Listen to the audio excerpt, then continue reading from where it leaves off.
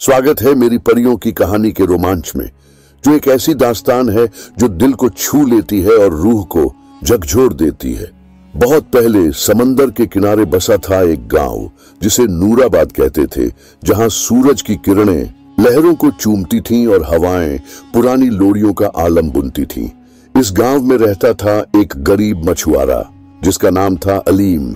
वह दिल का साफ और इरादों का पक्का था।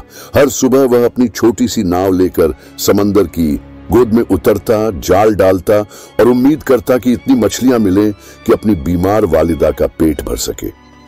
एक दिन जब अलीम ने अपना जाल खींचा तो उसमें मछलियां नहीं बल्कि एक अजीब सी शीशे की बोतल फंसी थी।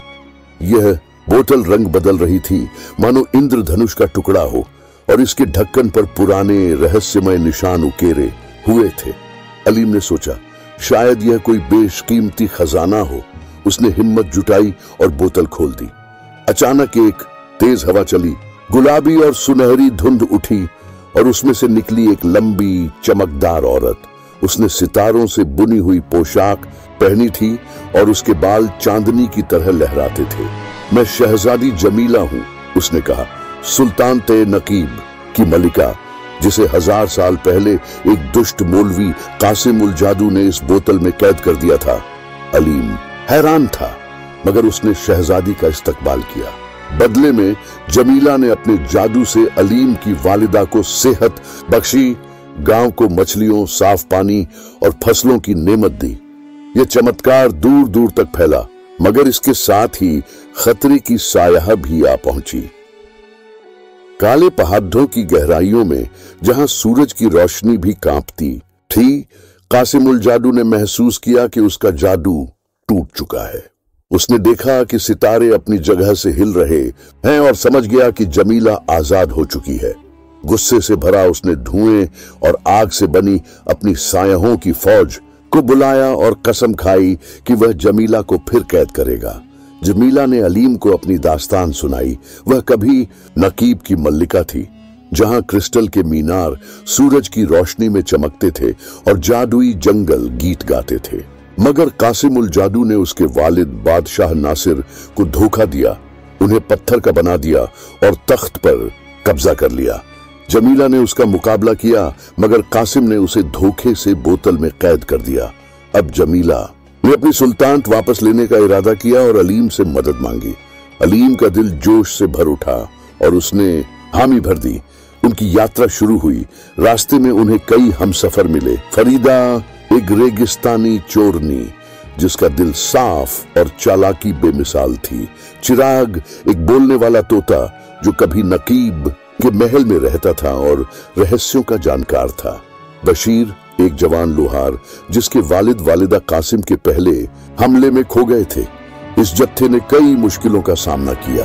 रेगिस्तान के विशाल सांप, जंगल की फुसलाने वाली मरीचिका और एक ऐसी झील जहां हर शख्स अपनी सबसे डरावनी साया देखता था। मगर दोस्ती और हिम्मत के बल पर वे हर इम्तिहान से पार पाए। जब वे नकीब पहुंचे तो वहां की जमीन मुरझा चुकी थी। पेड़ सूखे, नदियां खाली और लोग गुलाम। मगर जमीला को देखकर लोगों के दिलों में उम्मीद की चिंगारी जगी। बशीर ने उल्का की धातु से एक जादुई तलवार गढ़ी। फरीदा ने छुपे हुए बागियों को इकट्ठा किया। अलीम और जमीला की अगुवाई में सबने मिलकर क्रिस्टल के महल पर हमला बोला। कासिम उल जादू पहले से तैयार था। वह सायों से ड्रैगन बनाता और आग की आंधियां भेजता। मगर जमीला, जो अब अपने हमसफरों के साथ थी, अपनी असली ताकत को पहचान गई। मोहब्बत, सच्चाई और कुर्बानी से उपजा नूर। चमकते उजाले के साथ जमीला ने कासिम का जादुई असा तोड़ दिया। बादशाह नासिर पर पद्धा पत्थर का जादू टूटा और वे जाग उठे।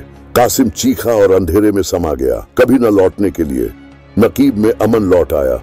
जमीला मल्लिका बनी, मगर उसने अपने हमसफरों को न भुलाया। अलीम को समंदर का शाही मुशीर बनाया गया। फरीदा रेगिस्तान की हिफाजत करने वाली बनी। बशीर ने एक नया गांव बसाया और हस्तकारी सिखाई। चिराग शाही पैगंबर और किस्सागो बन गया। जमीला और अलीम करीब आए, न जादू की वजह से न ताकत से, बल्कि उस रिश्ते से जो उनके दिलों को जोड़ता था। एक मछुआरा और एक मल्लिका, दोनों बहादुर, दोनों नेक। हर साल वे नूराबाद जाते, जहां लहरें अब भी उनकी कहानी बयान करती थीं। एक शहजादी की जो बोतल में कैद थी और एक लड़के की जिसने उसे आजादी दी। नकीब फिर से खिल उठा। क्रिस्टल के मीनार सूरज में चमकते, बागों में हंसी गूंजती और जादुई जंगल फिर से गाने लगे। मगर अमन हमेशा नहीं ठहरता। एक रात जब जमीला और अलीम तारों की वेधशाला में थे, आसमान बैंगनी हो गया। चांद जो पहले चमकदार था अब पतला, फीका और टूटे शीशे सा लग रहा था। फिर से शुरू हो रहा है, एक बूढ़ी आवाज गूंजी। ये थे बुजुर्ग इदरीस, नकीब के पुराने तारा निगाह, जो कभी जमीला की वालिदा की खिदमत में थे। हर 1000 साल में खोखला चांद लौटता है, इदरीस ने गंभीर लहजे में कहा। इसका मतलब है कि साया निगल, चांद को खाने वाला दैत्य, जाग रहा है। जमीला का चेहरा सफेद पर डिच गया। साया निगल? वह तो बस एक कहानी थी। नहीं, इदरीस ने कहा, वह हकीकत है। एक परछाई और सितारों से बना जानवर जिसने कभी चांद को निगलने की कोशिश की थी। तुम्हारे बुजुर्गों ने उसे एक दूसरी दुनिया में कैद किया था, मगर अब उसकी मुहर टूट रही है। जमीला ने अपनी टोली फिर से इकट्ठी की। अलीम, फरीदा, बशीर और चिराग, सबने महल की किताब खाने में पुराने ग्रंथ खंगाले। उनमें लिखा था कि 3 तारा क्रिस्टल ही चांद की रोशनी लौटा सकते हैं और साया निगल को फिर कैद कर सकते हैं। मगर ये क्रिस्टल 3 खतरनाक जगहों पर थे। शबनम की गुफाएं, जहां सायरन और गूंजती रूहें पहरा देती थीं। हवाई द्वीप जो आसमान में तैरते थे और जहां हवा के जीव रहते थे। तारा बादशाह का मकबरा जो निषिद्ध रेगिस्तान में था, जहां वक्त भी झुकता था। टीम 3 हिस्सों में बंटी। जमीला, अलीम और चिराग हवाई द्वीप की ओर गए। वहां की हवाएं इतनी तेज थीं कि पत्थर को भी काट दें। एक तूफानी रक्षक ने उन्हें रोका, मगर अलीम ने आसमान की पहेली सुलझाकर रास्ता बनाया। फरीदा अकेले शबनम की गुफाओं में गई। उसने अपनी चतुराई से सायरनों को मात दी। वहां एक गूंजती रूह ने क्रिस्टल को चांदनी की सितार में छिपा रखा था। वह रूह अपनी वालिदा की लोरी सुनना चाहती थी। फरीदा ने वह लोरी गाई और रूह ने उसे क्रिस्टल दे दिया। बशीर ने जमीला से मिला एक जादुई कूबनुमा लिया और तारा बादशाह के मकबरे का रास्ता तय किया। वहां उसे अपनी साया से लड्ढना पड्ढा और जमे हुए वक्त में चलना पड्ढा। आखिर में तारा बादशाह की रूह ने उसकी हिम्मत को सलाम किया। बशीर ने ताकत से नहीं बल्कि सच्चाई से जीत हासिल की।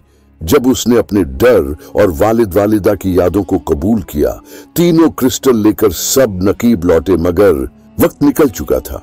चांद पूरी तरह टूट गया और उसके बीच से एक तारे सा काला सांप निकला। साया निगल, चांद को खाने वाला।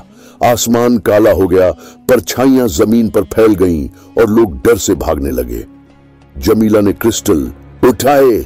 वह क्रिस्टल मीनार की छोटी पर खड्डी हुई और अपने बुजुर्गों की रोशनी को पुकारा।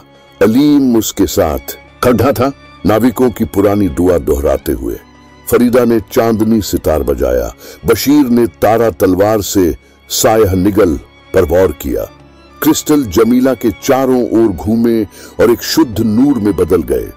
एक आखिरी पुकार के साथ जमीला ने वह नूर छोड़ा और साया निगल को फिर चांद में कैद कर दिया। इस बार जादू से नहीं बल्कि हिम्मत, रहम और इत्तेहाद से। सितारों के नीचे नकीब का चांद फिर चमक उठा। रोशनी लौट आई। लोग जश्न मनाने लगे। उस दिन से नकीब का हर पूरा चांद 3 रंगों में चमकता है। नीला हिम्मत के लिए, सुनहरा रहम के लिए और बैंगनी इत्तेहाद के लिए। यह जश्न सिर्फ फतह का नहीं बल्कि एक वादे का प्रतीक बन गया। जब तक नकीब के लोग एक दूसरे का साथ देंगे, कोई अंधेरा उन पर हावी नहीं हो सकता। अमन लौट आया और यह कहानी दिलों में बसती रही, एक ऐसी दास्तान के रूप में जो न सिर्फ जीत की बात करती है बल्कि उस मोहब्बत, कुर्बानी और इत्तेहाद की जो अंधेरे को भी रोशन कर देती है।